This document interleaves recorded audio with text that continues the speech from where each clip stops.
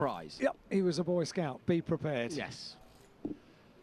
So, yes, there is a lot to talk about because you do have the reverse grid. Rob Huff was the fastest man yesterday, so we expect him to come through. And obviously, a lot of local fans will be cheering this man Ma on. He's got some good experience too, has the Chinese driver. But World Touring Cars is a whole new battle. Yeah, because after we had this grid resolve, we then had the top 5 quickest cars fighting it out for the DHL Pole Position Award, and that will be for the main race tomorrow. Rob Huff will line up here 9th. Norbert Michelitz lines up in 8th place. The grid, the way it's determined, sees Mehdi Banani on pole position, and Rob Huff, having gone quickest and taken that DHL Pole Position Award, proving once again he is a force to be reckoned with in a touring car around the streets of Macau. Very, very impressive. Do you think your bow tie blows in the wind if you keep the windows open? You never know when you might get invited to a black tie dinner. You never know. Huing Ha Ma, absolutely though, joking aside, as is Mac. Certainly one that the local Chinese drivers and fans of driving will be looking at. Mac's got plenty of experience here, but not in this field of touring cars. In fact, I think I want to say he's competed in the Macau Grand Prix over 20 times. So, big day for him, and certainly a huge challenge, as the circuit itself is always a massive challenge, but to take on the best touring car drivers in the world at this track, no mean feat.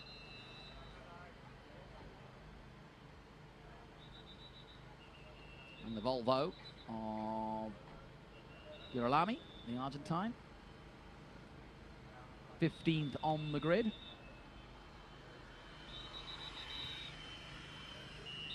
Love the colours of the Volvo.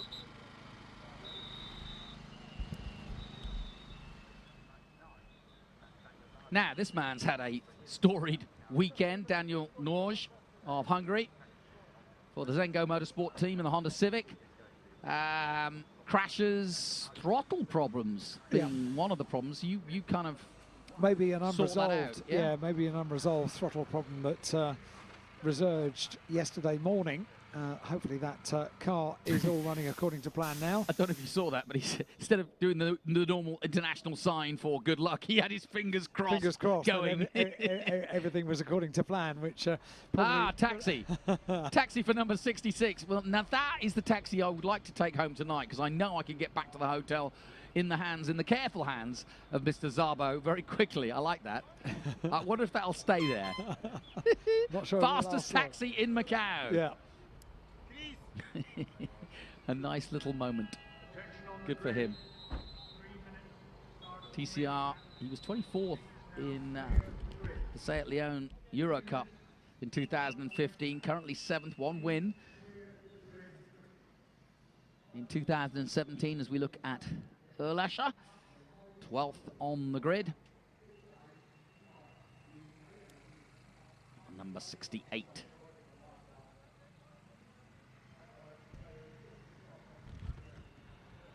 One of the few larders out there. And talking of stories, there's been plenty to talk with Nicky Katzberg, who's raced here before and knows the circuit, but raced in GTs here last time. Yep, in a BMW last year, and in the Volvo this year. That car requiring a fair bit of repair during the qualifying session yesterday afternoon. Number 27, the Citroën of John Philippi. 10th on the grid after qualifying yesterday. The multicoloured Citroën of John Philippi. Final adjustments to tyre pressures. Am I right in saying he had a crash at one point as well? And here's Rob Huff. Here he is. So successful here around the Gaia circuit, and proving yesterday how committed he can be on a single lap around Macau. Very impressive driver. Former world champion, of course, claimed a title here at Macau in 2012. Norbert Michelitz in the Honda, 8th on the grid and very quick. Also somebody that knows how to go quickly around the streets of Macau.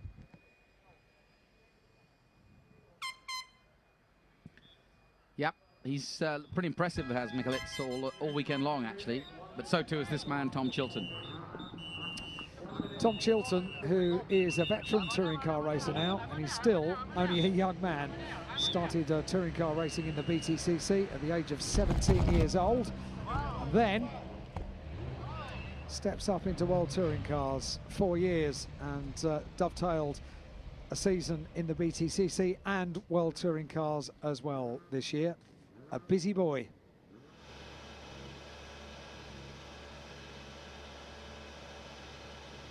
And the gear race itself, which of course has been running here since 1972, is a big part of the history here. And if you're wondering what the gear means, it's gear, guy, whatever you prefer, but it's there's a lighthouse right on top of the hill, and the hill that lighthouse is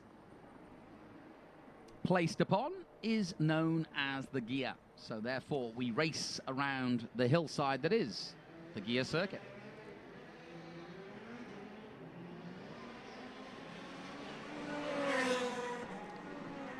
Onto the warm-up lap then. And just to explain again, the fastest men aren't at the front. Mehdi Banani had a crash, but Rob Huff was fastest, and Mihalic was also with him. So we expect them to come through in terms of being faster. And that just adds to the drama of World Touring Cars and makes it that much more exciting. But it's not like you need it here. We have plenty. Exciting enough already. Here's the grid then. Mehdi Banani, Tom Coronel, an absolute expert here, and don't expect Tom to hold back today. This is a big chance for him. Michigami and Kevin Gleeson, Guerreri and championship leader Bjorg, then Tom Chilton, then it's Rob Huff, Katzberg, Erlacher, then Szabo and Norge, Girolami and Mack, Ma and Hua Wong in the Chevrolet Cruze from Hong Kong. So a tough ask for those at the back, the local drivers that is, who surely don't have the same experience as the top men. And here's the drivers' points: 230.5 from Bjorg to 216 to Mihalitz, and Katzberg has 209.5. Montiero, who's not here, still out injured, and therefore losing points. But you can see it's pretty tight. It's not been a big year for either Huff or Coronel, but this is why they want this one so badly, is that the championship is beyond them.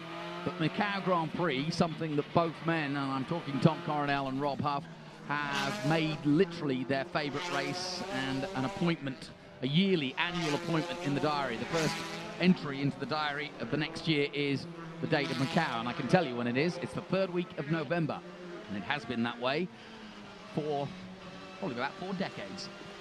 Forever. Forever. And here's the manufacturers' battle too. Volvo just ahead of Honda, and Honda seemingly making a cakewalk out of yesterday's manufacturer battle, because Volvo were pretty much walking wounded as they limped around the track just to get the points and hold the lead. So rather strange affair in terms of that Mach 3 qualification yesterday. Manufacturers against the clock for 3 car entered teams. Yeah, and for those not seeing that for the first time, that's what that is. If you have 3 cars or more in the championship, you can therefore take on this Mach 3 format, and it's basically a race against the clock for the 3 cars. Interesting coverage for the manufacturer cars as well, when all 3 line up on the start-finish line, and they get pretty much unprecedented 2 clear laps of they can't be beaten. Television coverage. They won't be beaten by any other manufacturer on track, that's for sure. It's all about being against the clock. And in the trophy, you see the points there, and there's still plenty of points up for grabs. And as I said earlier, this is the penultimate round of the World Touring Car Championship. So unlike the rest of the Macau Grand Prix, where it's an end-of-season World Cup or an invitation race, with no championship at stake for like the CTM Cup and a few of the other local races. The Macau Motorcycle Grand Prix, likewise, an invitation race, but its pride and the ability to race this amazing circuit is what it's all about. This is a world championship, and the points count for every race and pole position and manufacturer battle. So with Qatar looming in a few weeks' time, this is a very important race. We've had the World Touring Cars here in previous years, but that was then the grand finale, if you will, of the championship. But this is the penultimate round, and I do think that does make a difference to what happens this weekend, because it's not all out hell-bent for leather glory, unless you're Tom Coronel.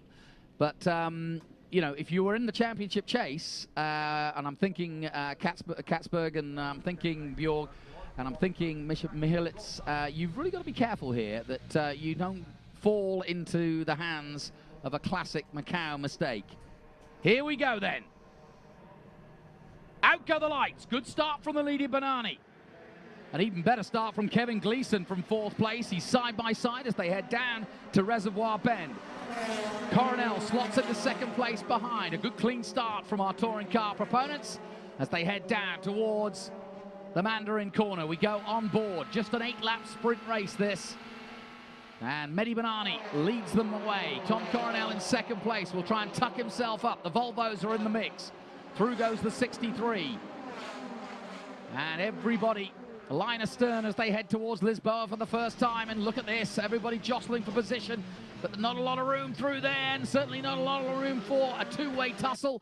Gleeson trying to defend on the outside, and the Volvo going through on the inside. Yeah, making up places when you reverse a grid is very, very tricky around the gear circuit, and good places made up by the Volvo already. Well, that's where the excitement is, because the guys starting 8th and 9th are faster, generally speaking, than those at the front. So they should be able to get through. But this isn't a regular circuit. This is not a regular race meet. We look back from the leader, Banani, to Tom Coronel. Tom Coronel, absolutely an expert here. He's raced in Formula 3. He's raced in World Touring Cars and GTs, and he loves the place. And there is a change of ruling. Of course, we've in previous years for the gear race seen 2 races, but with a little gap in between where they can't necessarily effect repairs for cars for very long at all. Parc Fermé conditions have really opened the window and closed the window for the repair of cars. Because we've now got a race on Saturday, this the opening race, and the main race tomorrow, we've got the facility for cars to be repaired overnight. So a very, very different way of doing it, and a much better way of doing it, I reckon. Yes, and of course, if you're new to watching touring cars, this is the elite, if you will, for the manufacturers. And they race around the world with Chevrolets and with BMWs, current iteration Seats, Citroens, and it's always been a very hard-fought championship. And the regulars to the touring car world, like Coronel, like Rob Huff, some new names like Ted Bjork. People like Michigami have been around, but they've raced mostly in Japan. But it always does attract a strong field of drivers who come from different parts of the world and different disciplines of motorsport to be attracted by the manufacturers. The manufacturers ask them on board to represent them, and it's all about winning that manufacturer title. And this year it's between Volvo and Honda, and there you see the all-blue Swedish Volvo diving through the Mandarin Bend. Ted Bjork making up a place on the opening lap. He needed to do that as well. He is the championship leader, and it's interesting, isn't it, when we wait for to see what the result of a rookie weekend at Macau is going to be, because there are so many challenges thrown down to somebody that hasn't been before. It was interesting to hear Alexander Legris yesterday having a chat to Ted Bjork about his thoughts about coming here to Macau after a couple of free practice sessions, and yet wide-eyed, I think, is probably the best way of describing it. Nothing can prepare you for it. Now here's a good battle that's going to be interesting. Tom Coronel in 2nd place up against Ryoi Michigami. Now both these men, believe it or not, even though one's a Netherlander and one's a Japanese, have raced hard in Japan for many years. Tom Coronel gaining most of his experience of racing in Japan after he got through Formula 3 here, actually in Macau. I think it's where he got noticed and spent many a year racing in Japan. Meanwhile, Michigami, who's right there with him in the Jazz Honda Civic, has raced Super GTs in Japan for almost over a decade. There he is, number 34. Tom Coronel, second place, huge amount of experience. Very talented commentator as well is Tom Coronel. They thread their way down towards the Melco hairpin and the completion of Sector 2. Eddie Banani it is that leads. Tom Coronel in second place. And what of the haul up the field for the likes of Tom Chilton, Nicky Katzberg and Rob Huff? You know, it's often, I get asked this, but you see the map they have as number 62. That's Ted Bjork all over the back as they go through Fisherman's, trying to make it up another place. But you see the map they have of the track. I often get asked, why do they need that? Don't they learn the track? And the bottom line is, if they get into trouble or if they need to report back, they have literally a list of the different names and number parts of the track. And it's more a case of when you get back to the data, you know exactly where you were looking at, or you can report back on the radio as to where there's a problem with the car. So it's not so much that they don't know where they are on the track, it's more a case of giving back the feedback as to exactly where the problem area or the problem for the car is. There's a couple on the move. Norbert Michelitz has made his way up into 5th place on that last lap. Esteban Guerreri has made his way up to 6th place at the cost of Kevin Gleeson down in 7th. Rob Huff, Tom Chilton, Nicky Katzberg remain in 8th, 9th and 10th places. Thought about it down towards Lisboa. Tom Chilton, he's a chip off the old block. Him and Max doing the business. Tom Chilton is one of the bravest drivers I've ever met, and a very, very able and experienced touring car driver as well. He's won races this year in 2017 as Tom. Now, there's also something we should talk about, and that is success ballast. Now, the one team that doesn't really have any success this year in terms of success ballast is the Citroën, and Rob Huff, of course, as you see in the number 12 coming through there with the Kenwood sponsor and the British flag on top, is one of those cars. So we do expect him to be faster. Not only is Rob an 8-time winner here and a brilliant pedal around here, he's also got quite a few kilos less than a few others out there. Great onboard shot as well. So, Alan, where would you make your overtake here? Well, to be honest, I wouldn't. I'd wait. I'd be patient. Good things come to those who wait. And how many racing drivers have you met with a lot of patience? Yeah, not many. And Rob Huff seems to be driving with an air of urgency. But he's also got a huge amount of experience, hasn't he? Yes. And I often see in this race particularly, they literally nudge. Look, he's flashing the lights, that's one thing. And I'm sure the 24 is not even looking. But he can't get through here. So Kevin Gleeson is a very experienced American racer, and he won't be intimidated by that. But anyway, Rob's doing it. But I've actually seen them nudge each other, and you can almost get away with it from the rules point of view by arguing that the guy in front of you braked earlier, and you just, you know, happened to hit the back of it. A little love touch. A little love tap in touring car racing. What is it with you kissing the wall and loving the touch? I'm just in a romantic mood today. Here comes Huffy. Here comes Huffy right on the tail of the 24 car of Kevin Gleeson. Well, he's in love with getting past Gleeson right now. Certainly is. He's set himself up. And is this going to be a classic manoeuvre? And the interesting thing is these two battle. Tom Chilton fancies his chances too, because he's right behind both of them. Look, flashing the lights, Rob Huff. Now he'll jink to the outside. He'll probably slot back in. And as they go through Mandarin, he'll really get the run on him through here. Look, a little dab on the brakes by Gleeson. Not as confident as Huff. Huff didn't brake, I can assure you. He'll slip right there behind Gleeson now. And now he'll either go to the inside, which he has, but he's not going to make it through. Not close enough. And Tom Chilton's ready to follow him through if there was an opportunity, but there's not. Tom Chilton and Rob Huff are pretty much mates, it has to be said. Rob Huff returned to the WTCC where he started his touring car career, returned there for the penultimate meeting of the year, this year, standing in for Tom Chilton, who'd had a minor procedure and therefore wasn't able to take his regular seat. You can't squeeze through there. He tried. He certainly did There's a reason why it's called Hospital Bend, Rob. There's a reason why that one was called Maternity. Please don't end up there. And there's a reason why these are called the Solitude S's, because if you get it wrong, mate, you're going to be on your own. You're on your own. So, Huffy is driving with extreme urgency, isn't he? He certainly is. Well, I can understand why, because given his 2 races, Huff sees the opportunity to win the overall Macau Grand Prix here. He's got nothing else to gain here this year. He's not in the championship hunt. He's got nobody to protect. He's got nobody teammate-wise that he needs to help, because Citroën aren't in it either. So I think that's really what it's all about here. Huff is just having a good time out here. He knows he's faster than Gleeson. He qualified faster than Gleeson, and he's probably getting frustrated that he can't run in clean air at the moment. Ryo Michigami has put in the fastest lap of the race in 3rd place, a 2:27.850 for Ryo Michigami. Through the Melco hairpin they come, and down the hill.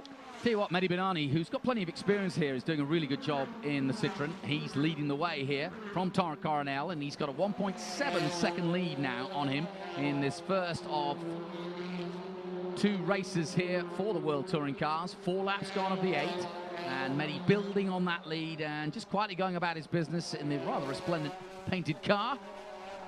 And across the line he comes. Let's have a look at his times this time. He last time out did a 2:28, and he's just taken that down to a 2:27.5. So he's pushing on right now, because that's the fastest lap of the race.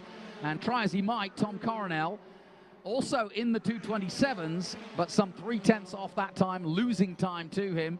And the gap moving up to 1.8 seconds now. Michigami still there, right behind Coronel, and pushing that Honda as far as it'll go. And Bjorg in a good position here, and I think that's why you mentioned Huff, why he's frustrated. And look at, Quinn Hamar just doing a 2:27.3, the fastest lap of the race, with the man in 14th place. Unbelievable. Very, very impressive, that. Mehdi Benani, he's won 2 races this year in the World Touring Car Championship. Gleeson on the inside at San Francisco. That doesn't happen very often. And that was Huff actually that got through. So Huff has made a move that you very rarely see here at Macau, but as in typical Rob Huff style, he makes it stick.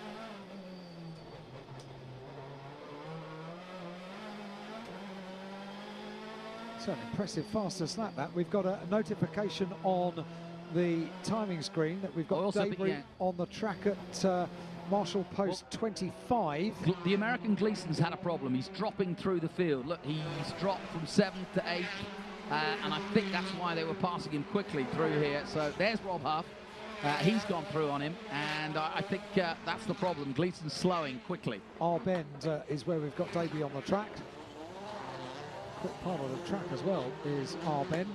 Final turn. 2 Brits then, line astern, as they head towards Donna Maria together.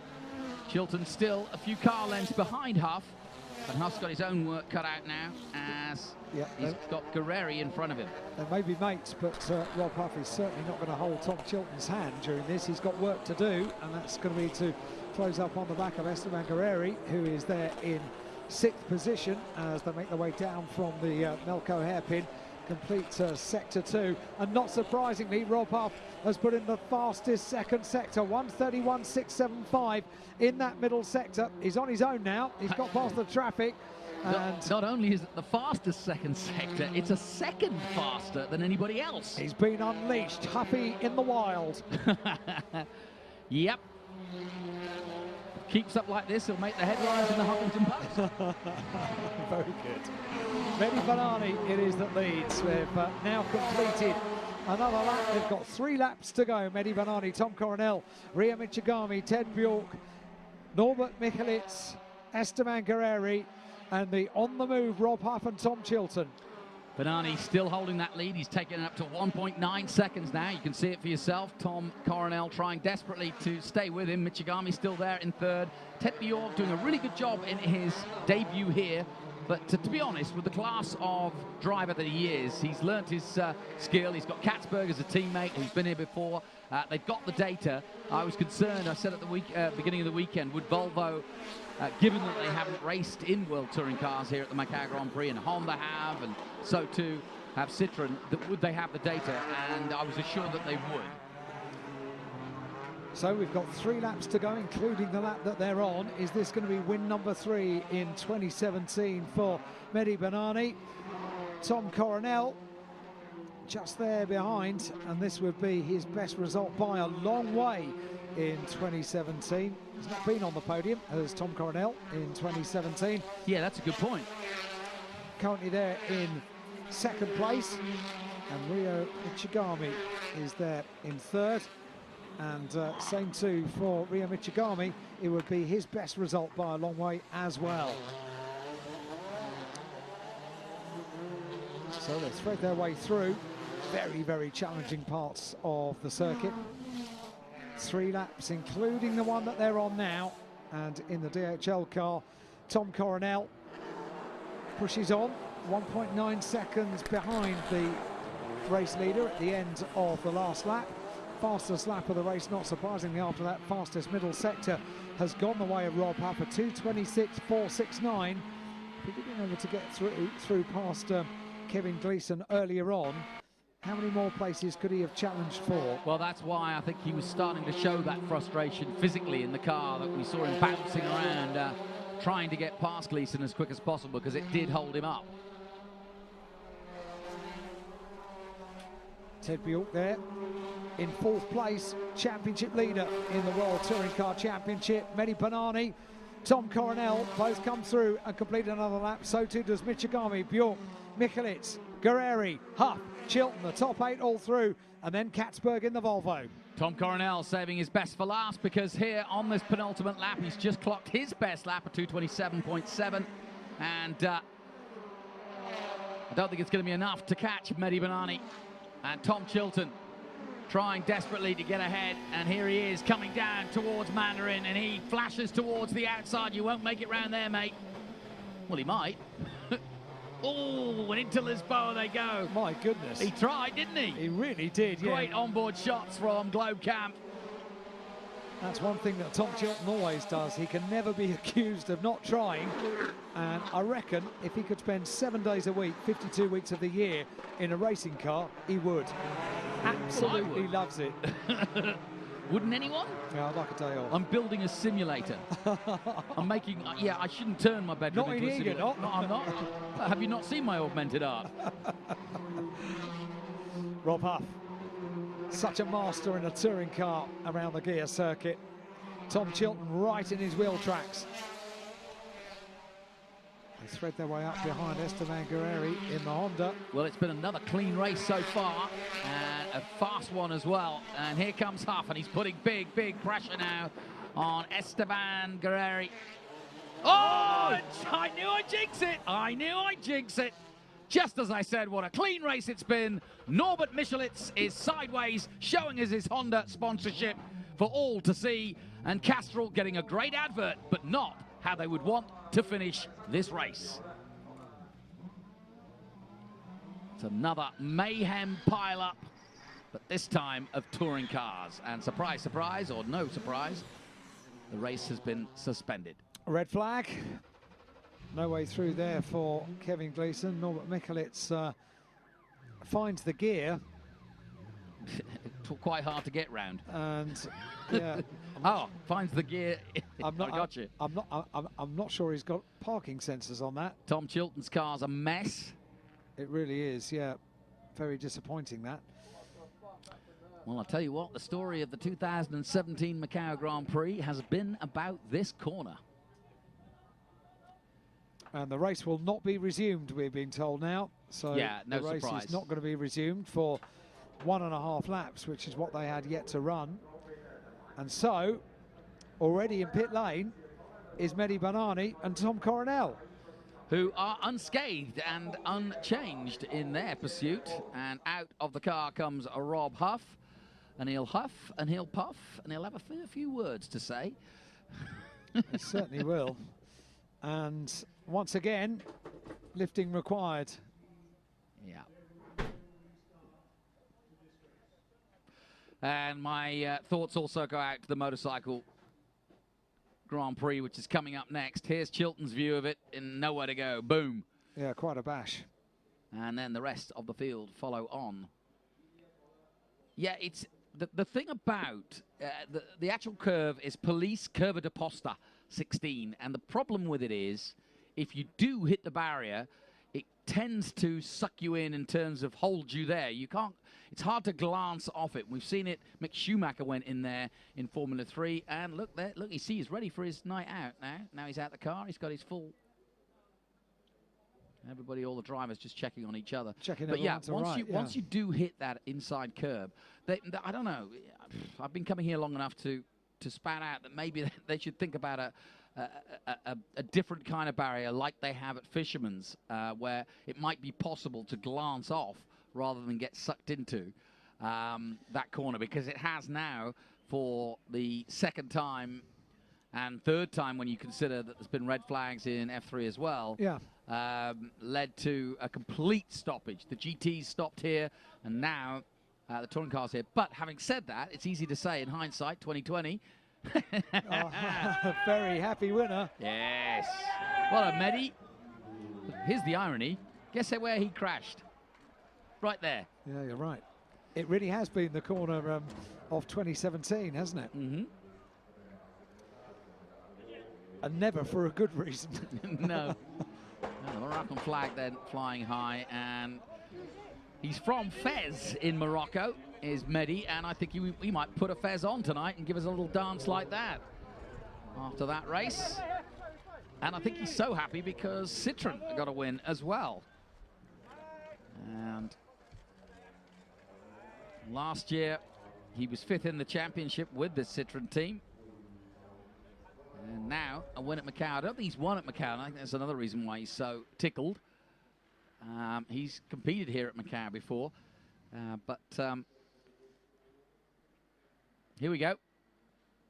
Boom. See, once, yeah, okay. Well, slightly different crash than the GTs, but Michelis just bounces off. He hits the wall on his own, and then, you know, effectively calls the pile up. Katzberg thought he might get through. Look at this. Just squeeze. Breathe in. Breathe in. Go on, Nicky. Keep going. He did. Do you know, Katzberg did get through. He did get through, because Gleeson was stuck there. He did. Requires a polish, but he did get through.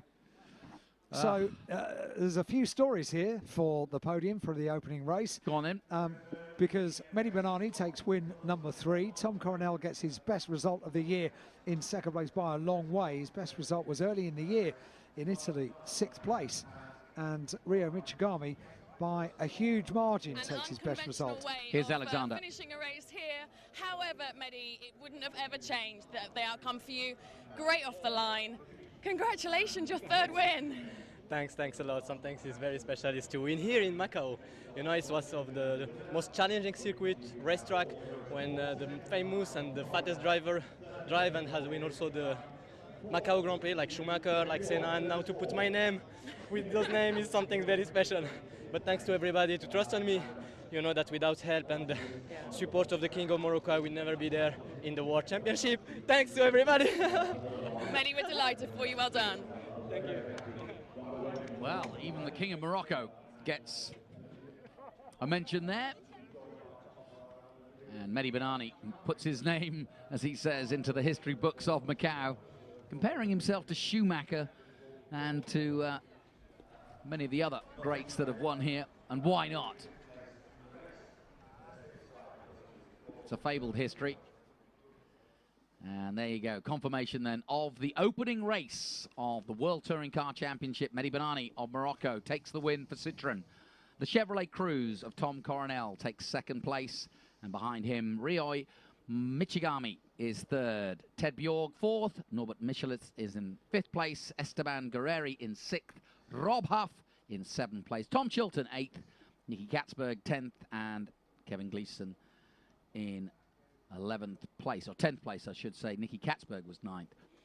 And you see there for yourself the results of the opening race, which ended prematurely due to another big crash at Police Corner. Somewhat aptly named. There's a police station there, is why it's named there. It was back in the day. It was barracks just on the right there. And unfortunately, it was barricades. There you go, the tyre wall. And that's why I'm saying that maybe the answer is to put maybe the plastic barrier there that might just allow them to bounce off. Doesn't matter though, it's not my choice, and it adds to the drama, but it's Morocco who are kings of Macau in touring cars day 1. Congratulations then to Mehdi Banani. Let's take a look at the highlights now of the World Touring Cars from Macau.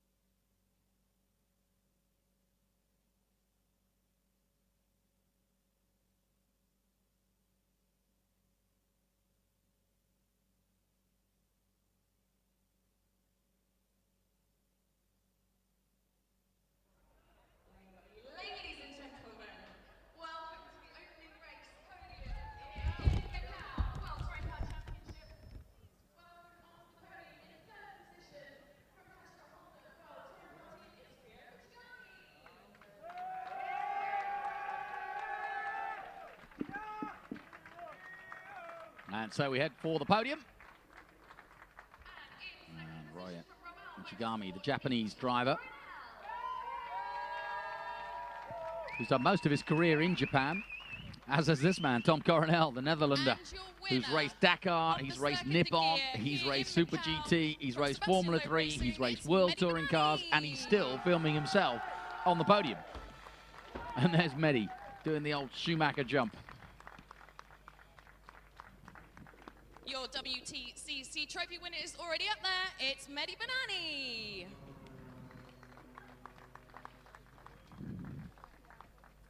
And Julian Batut will represent SLR, our winning manufacturer.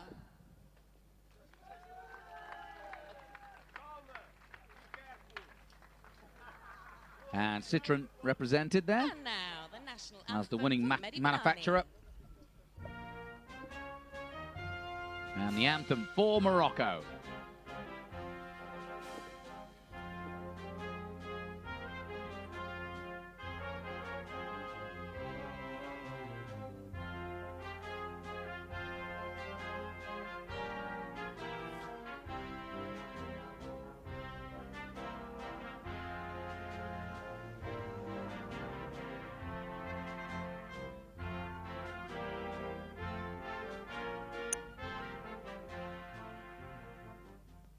And now the French national anthem for Sébastien Loeb Racing.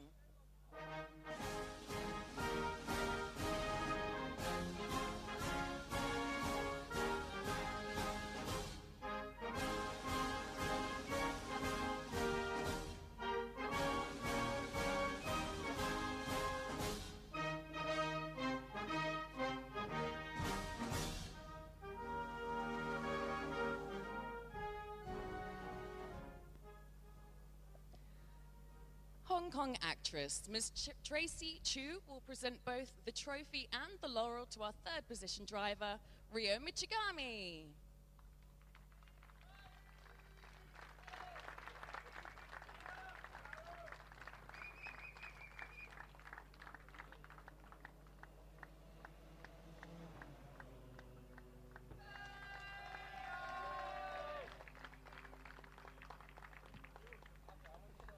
Hong Kong actress Miss Grace Chan will present both the trophy and the laurel to our second position driver, Tom Coronel.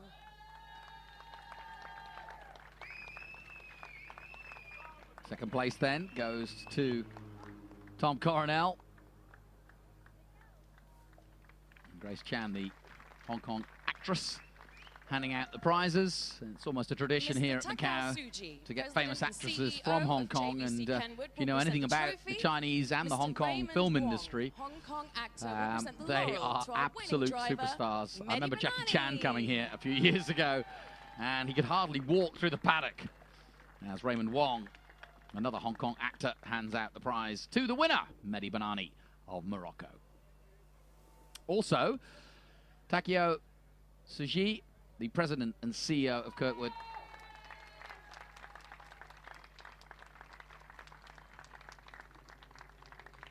handing out Mr. Charles Lowe, Chairman of Automobile General Association of Macau, China, will present the trophy for the WTCC trophy to Mehdi Banani. And finally, the big trophy, if you will, for the winner. It's the chairman of the Automobile General Association of Macau and China, Mr. Charles Lowe, presenting the trophy to the winning driver, which of course is Morocco's Mehdi Banani.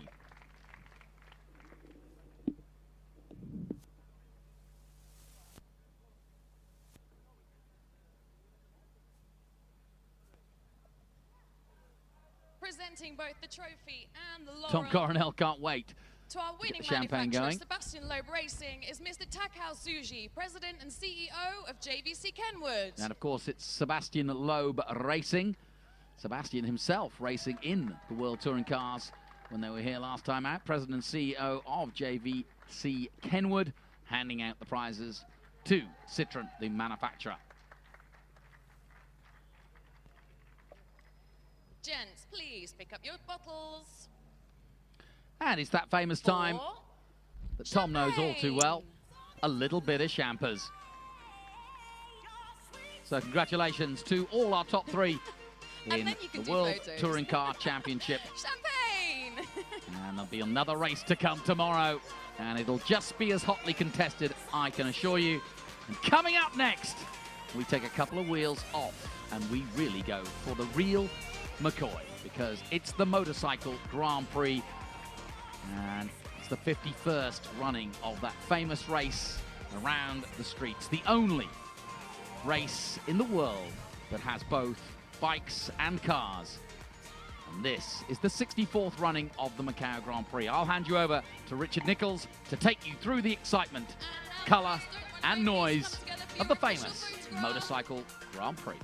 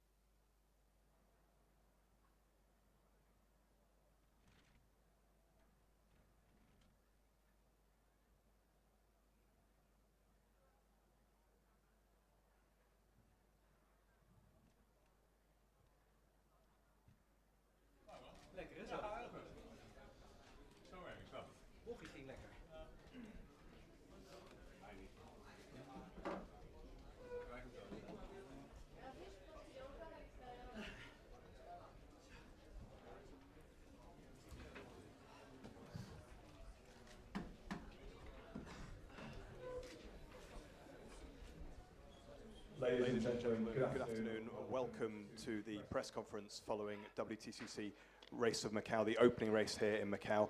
After a very exciting race, we have the top three drivers from the race here, starting with Mehdi Benani, the winner for Sebastian Loeb Racing, second place Tom Coronel for Raoul Motorsport, and third, making more history in the World Touring Car Championship, Ryo Michigami, the first Japanese driver ever to finish on the podium in the World Touring Car Championship, driving for Factory Honda Team. 好啊！歡迎大家嚟到泰能城集團澳門東望洋大賽 FIA 世界房車錦標賽嘅首回合後記者會嘅。咁我哋有總成績三甲嘅車手分別係賓拿利啦、哥倫尼同埋第一次有一位日本人入到三甲嘅車手就係杜尚龍啦。But we'll start with Mehdi Benani, the winner here, the sixth victory of your career in the WTCC, the third win for you this season, but more importantly, your first ever victory here in Macau. And it's pretty fair to say there's probably not a happier person in this country right now. Yeah, for sure. But thanks to everybody to be there and to support us as WTCC drivers. For sure, if you see my day of Friday, it was very tricky and I didn't do at least one lap in Q2. But it was enough to be on P10. I was very lucky to start on the pole for opening race. And now I think I'm very, very happy. I think I have the best victory in my career because here to win Macau is something very special. And to win in front of drivers like Tom Coronel or Rob Huff, it's something very, very special because they are very talented, experienced driver here in Macau. So many respect to them and also to Michigami who starts to do some podiums, and I think everybody who starts to make podiums in WTCC never stop because it's a lot, it's a big challenge, and everybody like this way how to drive in WTCC. 好咁啊 ，Richard 首先就問咧阿賓拿利咧話佢喺呢季咧係第三次得到第一啦，咁喺澳門咧佢好似攞到冠軍嘅，有咩感受咧？開唔開心？咁佢話自己喺禮拜五咧，即係琴日咧，佢哋表現又唔係太好啦，但係今日咧咁嘅成果就非常之開心。始終係喺佢嘅做咗咁耐嘅車手咧，佢話喺澳門得到第一咧係非常之艱難，因為首先其他嘅車手非常之強啦，同埋佢最更加想話聲同埋好尊重咧就係第一次上到三甲嘅杜尚龍啦，所以佢話今次呢場賽事非常之印象深刻。Now we'll come back to you, Mehdi, shortly, but turning next to Tom Coronel, second place here in Macau. Tom, before the weekend, you said this was one of the races where you really felt you could get some good points, and really you've delivered here with a very strong second place. Well, this circuit, I've been leading in Formula 3, and I crashed out with only 2 laps to go. I was leading the touring car race in 2001 with 2 laps to go, with also something like that. I crashed out, so somehow I've never found the luck. Last night I was in the sands, and I put on number 9. And my friends were all outside, and they say, where were you? I said, yeah, I won. So, no, they said, don't change the coins, keep them. So they're still in my pocket. I think I found some luck here. I had a very good start. I saw that Michigami was very strong in Mandarin, which I knew directly. So I knew in the mountain section I really had to push, and there I was really on the limit everywhere, just also for myself. But I said, this is my only chance. And then the countdown, my team engineer boss said it's 4 laps to go, and I was like, I had the feeling it was just started, just 1 lap. So no, I was happy. These are the results I need, you know, especially at the end of the season. with the Chevrolet, which is, I think, the oldest piece of metal we see here on track. It's over, you know. My car, we saw that the last few races, I couldn't do anything with the car anymore, and somehow we find the speed in the mountain section. So I'm happy, really happy. 咁啊 Richard 問哥倫尼咧，佢今次即係之前都講過，佢話希望今次賽事會攞到非常之好嘅分數。咁今次第二咧，幫佢攞到好多分數，佢有咩感受？咁佢話平時嘅參賽咧，永遠都係啲運氣非常之差。例如喺2021年啦嗰陣時咧，佢剩翻2圈嘅時候咧就已經出事啦。咁佢就話其實好得意就係琴晚去咗金沙嗰度自己去玩咧，咁佢就運氣非常之好，因為佢終於贏咗錢。咁佢啲隊伍咧都同佢講話，千祈唔好任何嘢都唔好改。咁佢就話今次咧賽事開始咧，佢運氣非常之好啦。而佢都記得就係有時候喺文華東方直徑嗰度咧，見到杜尚龍喺度追住佢啦。但係嗰陣時佢嘅隊員都同佢講話，仲有4個圈剩，而佢係估唔到，因為佢以為個賽事仲係啱啱開始嘅啫。總之佢就係話今次咧有咩挑戰咩都好，佢話運氣非常之好，同埋今次嘅表現係非常之好，係好開心，同埋因為佢架車今次係幫到佢好大幫手嘅。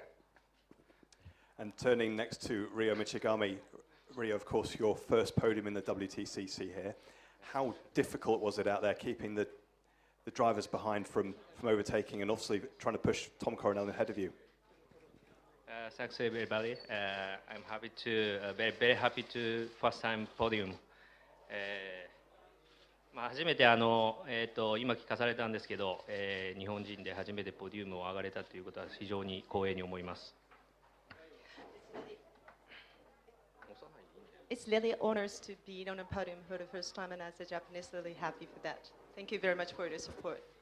好啊，咁Richard 問杜尚龍咧話，今次佢覺得呢場賽事有冇難度？因為始終佢要好小心，唔好俾佢後邊嘅車排佢頭，同埋佢都俾好多壓力哥倫尼啦。咁佢話首先非常之開心可以入到3甲啦，同埋覺得感到非常之榮幸可以喺呢個賽事入到3甲，同咁多位咁強嘅車手一齊鬥。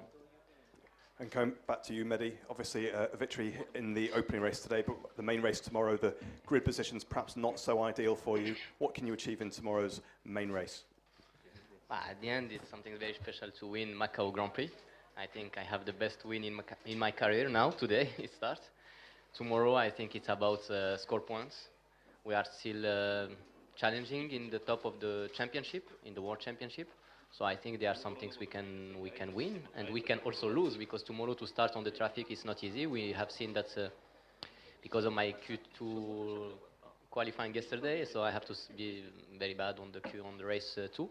But I think with this victory, it makes me a little bit on the confidence, and I think I will push and try to score points tomorrow.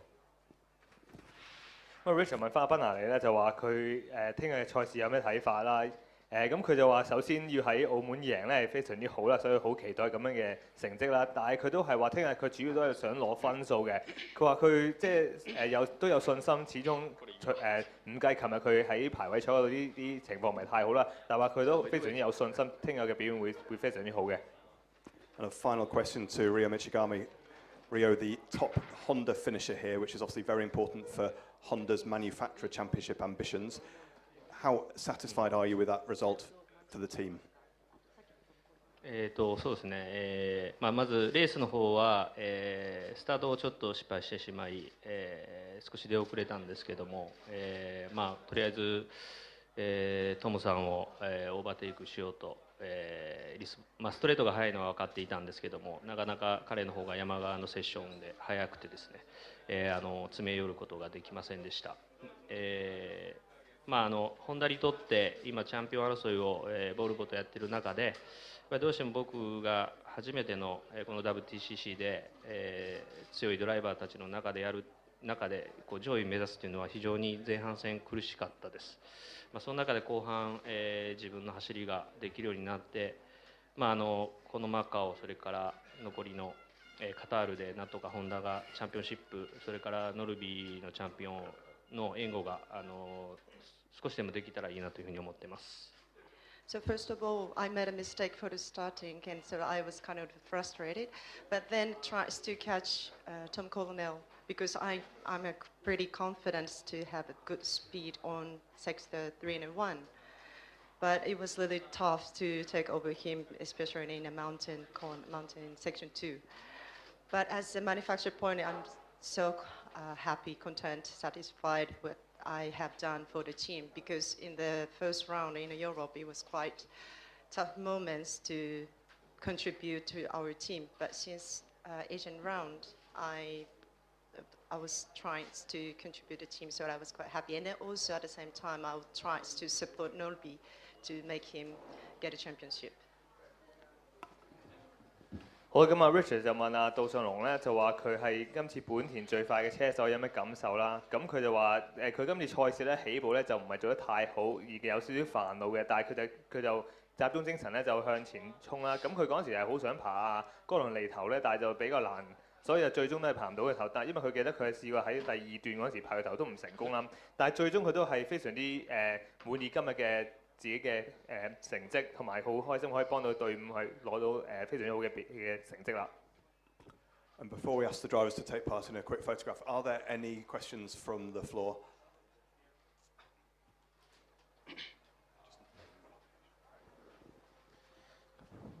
Pietro Casillo from touringcartimes.com. A question for Mehdi. Mehdi, as you said, you're still in contention for the championship. Tomorrow you are starting not too far ahead on the grid. So what will be your strategy? Will you give it your all and just try to overachieve, let's say, and gain a lot of points? Or will you just sit and see what happens because it's not your, you feel like you're an outsider? Yeah. For sure, if you see what we have done since the start of this weekend, we are every time fighting on the P1, P2 since practice 1.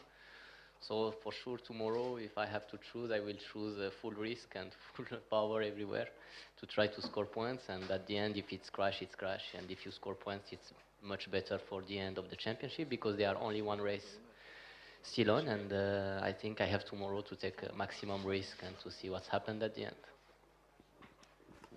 頭先嗰位記者咧就問賓拿利咧就話佢聽日賽事有咩策略，即係會唔會係因為始終佢喺今次排位咧就唔係排到最前啦，咁佢會有咩策略咧？咁佢就話首先，如果你見到佢今日佢嘅隊伍咧今個週末咧都表現係非常之盡力嘅，即係例如話佢聽日咧就會唔怕好大風險咁樣，即係最終如果撞車咧佢都唔會太擔心，最緊要盡力同埋攞最高分嘅。And if there are no further questions, we'll just ask the drivers to join for a quick photograph, please, if you would, gentlemen, and congratulations on your achievements today.